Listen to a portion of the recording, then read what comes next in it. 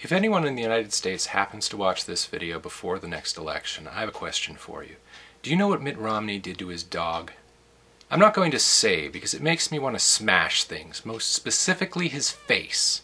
But Google it and then ask yourself, is this the kind of man who deserves power? I, for one, look forward to becoming an American citizen so that I can vote against guys like that.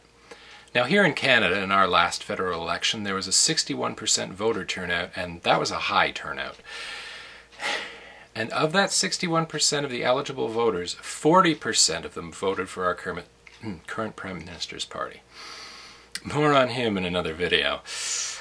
Now, my home of Guelph, Ontario, has elected a member of the Liberal Party for almost 20 years. Even during the last election, when Pierre Poutine tried to send people to the wrong polling stations, fail, biatch!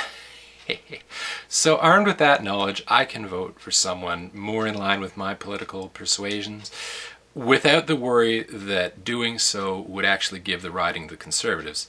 By the way, these are just the names of the parties, the Conservatives and the Liberals. They don't completely match their political policies. The Liberal Party is at best a moderate. Now, I understand why people don't vote. What we really want is someone worth voting for, someone who will inspire us, someone who would fill us with confidence that the future can be better and that they can change the world. I think we've been spoiled by TV and movies. We get such great role models. We get President Bartlett on the West Wing, or Captain Picard, or Buffy the Vampire Slayer. And they're just so good. They always do the right thing for the right reasons, and it makes it really hard to look at the actual schlubs who go into politics. Why can't you be more like fictional characters? I think the problem was all of us were expecting President Obama to be Superman, and we didn't realize the Republicans were handing out kryptonite rings made by Lex Luthor. What I think all democracies of the world need is a ranking system on the ballot. Essentially, let's say you have Bart, Lisa, and Homer who are running. Now, you like Lisa, so Lisa you would rank number 1.